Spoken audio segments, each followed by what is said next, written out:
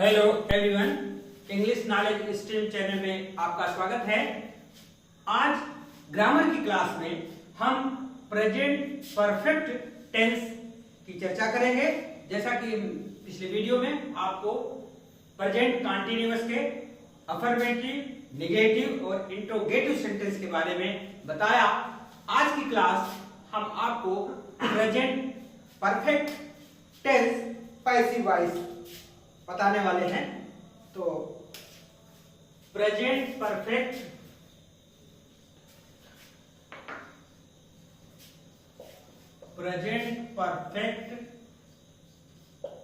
Tense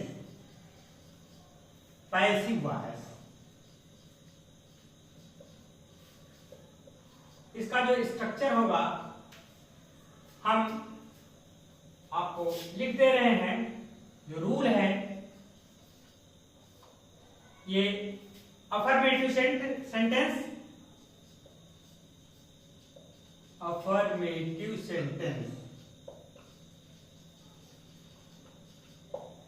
इसका जो rule है, जो स्ट्रक्चर है, सबसे पहले हम कर्म लेंगे। ऑब्जेक्ट मतलब कर्म, फिर उसके बाद हैज ऑब्लिक हैड, उसके बाद बीन, फिर क्रिया की इसमें थर्ड फॉर्म लगाएंगे, फिर बाई लिखेंगे और लास्ट में हम कर्ता।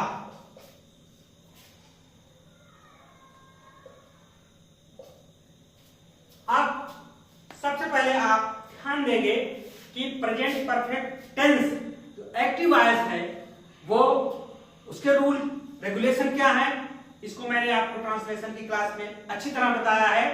फिर यहां हम आपको एग्जांपल देते हैं। वह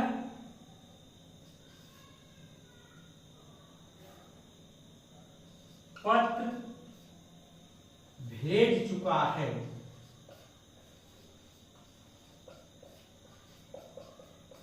वह पत्र भेज चुका है। सबसे पहले हम इसका एक्टिव वॉइस करेंगे, अर्थात इसका ट्रांसलेशन करेंगे। तो ही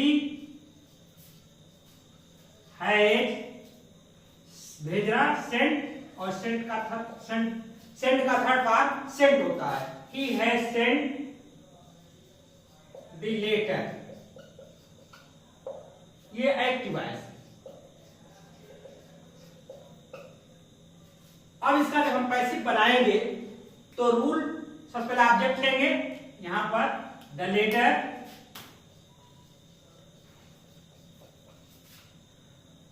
ये एक वचन है इसलिए इसमें हैज लेंगे। The letter has been sent bye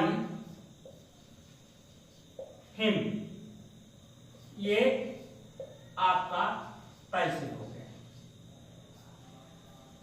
ध्यान देना है कि जो ऑब्जेक्ट होगा उसी के अनुसार हैज हैव का प्रयोग हम करेंगे। दूसरा उदाहरण लेते हैं।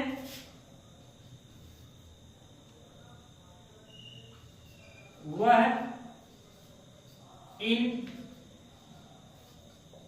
प्रश्नों को हल कर लिया।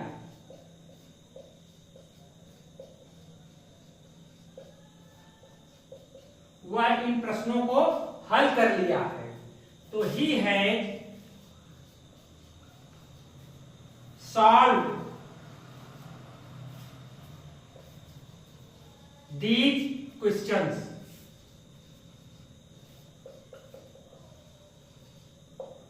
यहां देखिए, ये दीज क्वेश्चंस, ये आपका ऑब्जेक्ट है और ऑब्जेक्ट ये प्लूरल फॉर्म में है।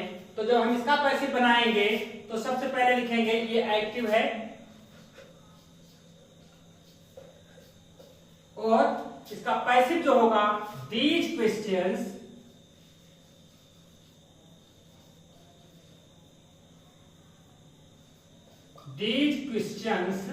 अब यहां पैसिव, सॉरी यहां पर प्लूरल नंबर है, यहां हैज नहीं बल्कि हैव लग जाएगा। दीज क्वेश्चंस हैव बीन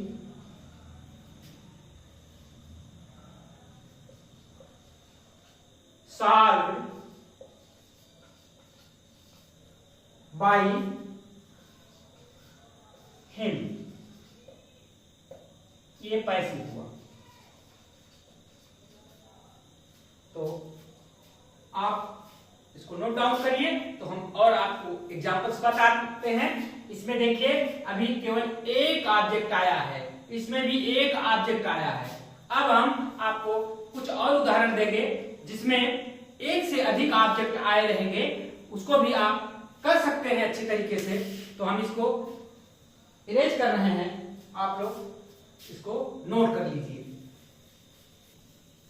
तो हम लोगों ने देखा कि प्रेजेंट परफेक्ट में हैज बीन और हैव बीन का प्रयोग होता है। और हम उदाहरण लेते हैं,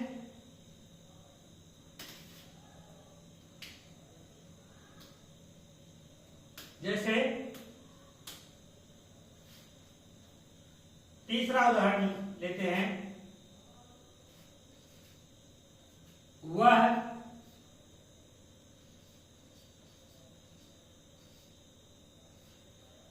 अपनी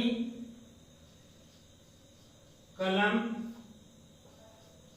मुझे दे दिया है। अब इसको हम जब करेंगे तो इसका सबसे पहले एक्टिवाइज करेंगे। इसमें देखिए दो कर्म आ रहा है, तो he has given me his pen. Active voice. अब यहां अभी तक आपको मैंने बताया कि एक ऑब्जेक्ट आ रहा था। अब इस एग्जांपल में आप दो ऑब्जेक्ट देखेंगे। जो पहले एग्जांपल्स थे ये बिगिनर के लिए है कि खाली एक कर्म रहता है, उसको लिख करके आसानी से बना लेते हैं। लेकिन थोड़ा और आगे आप पढ़ेंगे तो दो ऑब्जेक्ट आ गया। तो इसमें आप जानते हैं कि मैंने पहले ही बताया है कि डायरेक्ट ऑब्जेक्ट होता है उसको पहले प्राथमिकता के तौर पर पैसिव बनाते समय करना चाहिए, उसके बाद इनडायरेक्ट ऑब्जेक्ट करना चाहिए। लेकिन होते दोनों सही हैं, चाहे इनडायरेक्ट ऑब्जेक्ट आगे लेंगे चाहे डायरेक्ट ऑब्जेक्ट लेंगे। तो यहां देखिए डायरेक्ट ऑब्जेक्ट हिज पेन आ रहा है। पहले इसका मैंने एग्जांपल, इसको पहले मैंने ट्रांसलेशन किया, he had given me his pen. तो यहां पर इसका पैसिव दो तरीके से बन सकता है। तो पहले हम इससे लेते हैं, डायरेक्ट ऑब्जेक्ट लेते हैं। तो हिज पेन हैज बीन, देखिए पेन आ गया तो एक वचन था तो हैज लग गया। His pen has been given. अब यहां पर given to me by him. ध्यान दीजिए, he has given me his pen, यहां पर टू भी लिख सकते हैं। He has given to me his pen, his pen has been given to me by him. यहां ही का हिम हो गया। तो अगर हम अब इससे लेते हैं, ये ऑब्जेक्ट लेते हैं तो आई हो जाएगा, मी का आएगा आई। जब आई आया तो ये हैव हो जाएगा। आई हैव बीन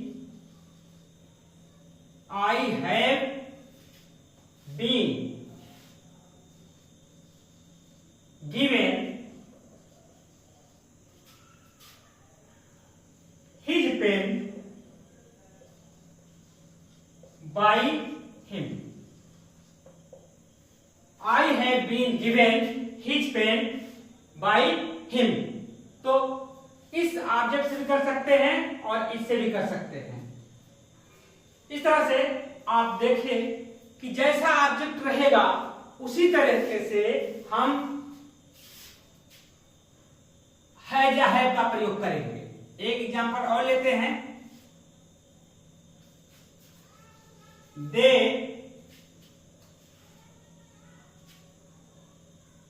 हेल्प नहीं, पहले इसकी हम हिंदी लिख देते हैं।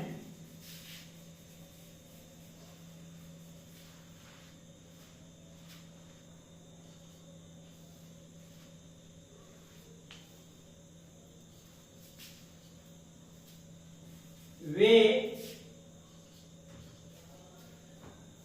हमें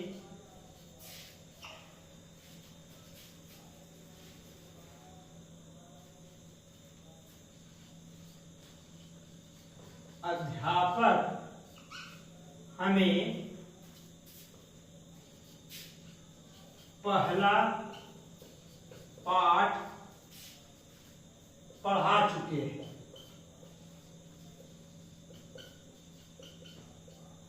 तो यहाँ ए से हम संकेत कर देते हैं ये पी, एक मतलब एक्टिव, पी मतलब पैसिव। अध्यापक हमें पहला पाठ पढ़ा चुके हैं। इसका हम ट्रांसलेशन करेंगे पहले। द टीचर हैज taught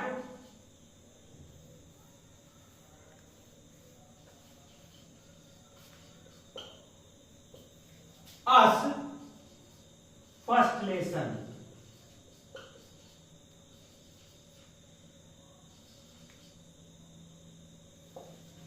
तो the teacher has taught us first lesson, यहां पर वही कंडीशन आती है, फर्स्ट लेसन और अस दो ऑब्जेक्ट हैं। तो इसमें हम इसको पहले अगर इससे करते हैं तो फर्स्ट लेसन लेंगे, और अस करते हैं इनडायरेक्ट ऑब्जेक्ट तो इससे भी हो जाएगा। तो first lesson has been taught to us by the teacher. First lesson has been taught to us by the teacher. और इसका जब हम us को लेते हैं तो us का हो जाएगा we, तब यहां we हो गया प्लूरल, तो यहां have का प्रयोग हो जाएगा। We have been taught first lesson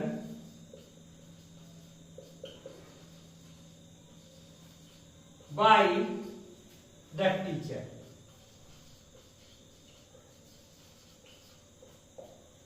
ध्यान दीजिए, इसमें जितने भी अगर अदर वर्ड्स आते हैं तो उसको आप आगे उस पर एडजस्ट करते जाइएगा, but basic structure of the sentence should be like this. ये इस तरह से ही होना चाहिए जो बेसिक स्ट्रक्चर है। तो आप इसको नोट डाउन कर लीजिए और अच्छी तरह से पढ़ लीजिए। यह बहुत ही बिगिनर्स के लिए है, इसमें हम बहुत बारीक की चीजें नहीं बता रहे हैं। हम फिर से स्पेशल वीडियोज बताएंगे, अगले एपिसोड में बताएंगे। जब पैसिव वॉइस समाप्त हो जाएगा तो फिर हम इसमें जो स्पेशल चीजें हैं वो भी हम आपको बताएंगे। लेकिन पहले हम एकदम सिंपल से बता रहे हैं ताकि जो नए व्यूअर्स हैं, जो बिगिनर्स हैं, उनको अच्छे से ये समझ में आ जाए। ये स्पेशली उन्हीं के लिए ये वीडियो बन रहा है, और जो लोग थोड़ा सा उनको डीप नॉलेज है उनके लिए हम इन सब पर फिर से बनाएंगे।